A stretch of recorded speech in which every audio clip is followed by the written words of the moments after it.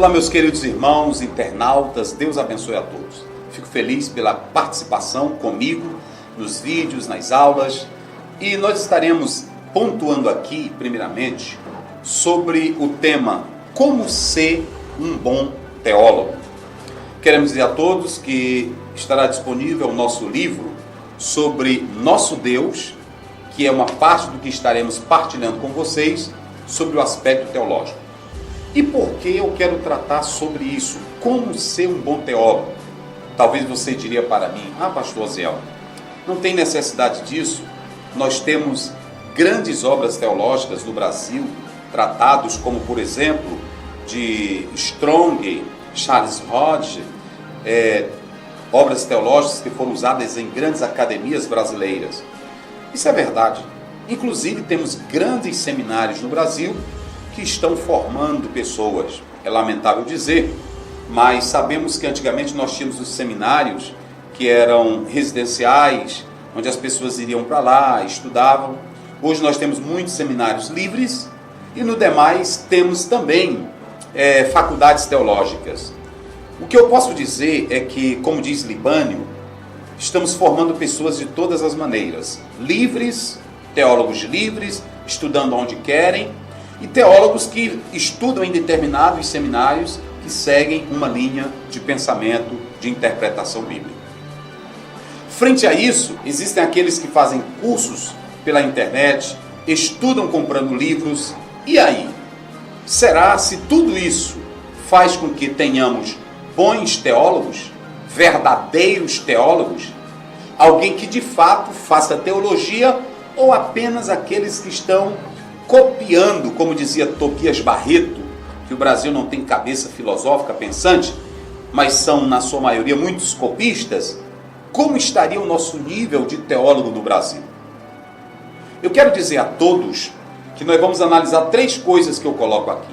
Primeiro, o teólogo como cientista. Segundo, dois tipos de teólogos.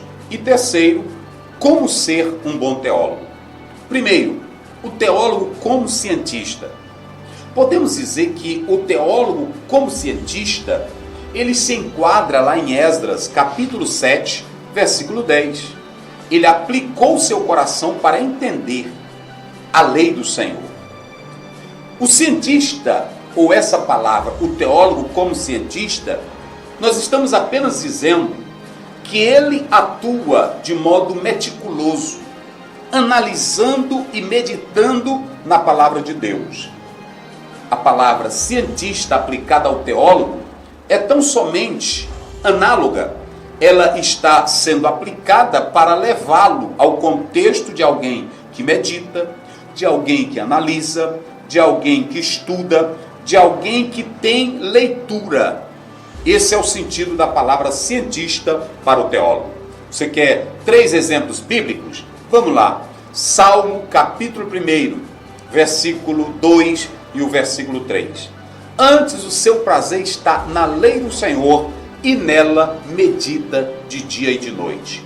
Não é apenas uma leitura superficial. Ele quer meditar em tom baixo, ele quer meditar usando as vias reflexivas. Então, esse papel tem que ser desempenhado pelo teólogo, pelo pregador da palavra de Deus. A outra referência está em Josué 1:8. Deus disse a ele: não aparta de ti o livro desta lei, medita nele de dia e de noite, porque fazendo assim prosperarás o teu caminho. Então perceba que você tem essa análise bíblica. No demais, o Salmo 119:18 deixa claro para nós o seguinte: desvenda, Senhor, os meus olhos, para que eu contemple as maravilhas da tua lei. Existem verdades teológicas que elas estão aquém da materialidade do livro. Vocês sabem muito bem, no capítulo 16, Pedro foi elogiado por Jesus, que ele diz: não foi a carne nem o sangue que te revelou, mas o meu Pai. Ou seja, aquela verdade foi revelada pelo Espírito Santo a Pedro, quando ele disse: tu és o Cristo. Então o teólogo como cientista, ele é meticuloso, ele é cuidadoso, ele analisa, ele pesquisa, ele tem cuidado no que ele vai falar, no que ele vai dizer. E ele faz isso analisando com precisão os textos da palavra do Senhor Jesus. Então, quero dizer que ser cientista da Bíblia não escamoteia a sua espiritualidade. Nem tampouco há de tirar de você a inspiração para pregar, para orar. Mas vai dar a você sabedoria, compreensão para pregar, para ensinar com toda eloquência e com segurança. Então, um teólogo, como cientista bíblico, está nesse nível. Eu não estou falando de um cientista secular. Eu estou usando essa palavra de modo análogo para que você entenda que o teólogo tem que ser o cientista. Dois tipos de teólogos. Nós temos dois tipos de teólogos. Nós temos o teólogo natural, porque, querendo ou não, todo mundo é teólogo. O crente é um teólogo, ele fala sobre Deus, ele medita sobre Deus. Mas o teólogo natural, ou o teólogo livre, ele não sistematiza o seu conhecimento. Ele não se preocupa em sentar para organizar, para estudar, para responder. Por exemplo, todo mundo fala em alimento, todo mundo come, mas quem vai para a mesa está comendo tomate, está comendo um legume, uma fruta, mas não pergunta que tipo de vitamina, de alimento tem naquela fruta. Helmut Brunner fala sobre isso. Então o teólogo natural, ele apenas fala, ele apenas prega, ele apenas enuncia.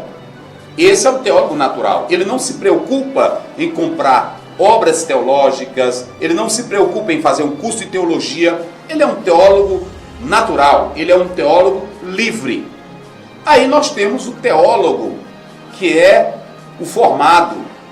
Eu pontuo aqui, é o teólogo cientista. Esse sim, ele se dá ao trabalho, ao ofício de analisar os textos, de estudar a palavra, de comprar obras, de ir para o texto, procurar saber toda a estrutura daquele texto bíblico. Ele quer saber a sistematização dos assuntos da palavra do Senhor. Então ele é sistemático e não assistemático. Ele quer um saber, mas um saber organizado. Na verdade, ele busca a origem, a essência.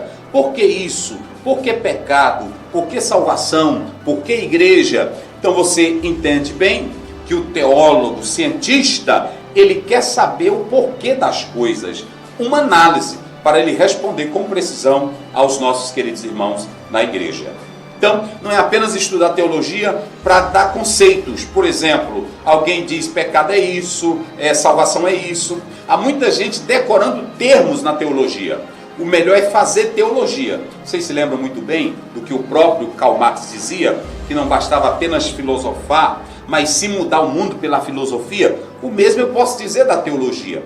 Há muita gente fazendo curso de teologia, recebendo o diploma de teologia, mas apenas decorando os pequenos textos de angelologia, decorando pequenas frases dentro de um conceito teológico. Mas o verdadeiro cientista, ele não quer passar qualquer coisa para a igreja. Ele quer passar algo que ele primeiramente tenha experimentado, tenha provado, para poder alimentar bem o povo do Senhor. Então, o cientista formado, ele difere do cientista natural. No entanto, o teólogo formado como livre, eles podem ser bons ou ruins. Por exemplo, às vezes tem irmão que é um bom teólogo, mesmo ele não tendo formação, mas ele estuda, ele analisa, porque ele quer uma cabeça não somente cheia, mas uma cabeça bem feita. É isso que diz Álvaro, em uma obra que ele escreve sobre metodologia científica. Então, quero dizer para você que você tem que ter essa capacidade, não apenas de querer ser muito informado, de querer ter a mente cheia de coisa, mas sim saber com precisão explicar a santa e gloriosa palavra do Senhor. O teólogo formado também pode ser ruim.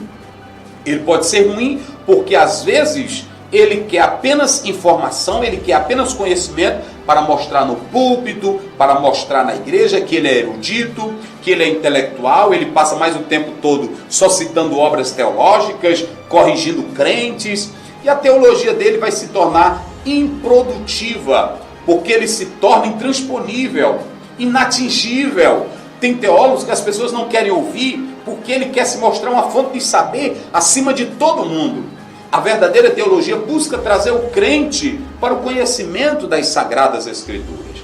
Então, você pode ser um teólogo bom ou você pode ser um teólogo ruim.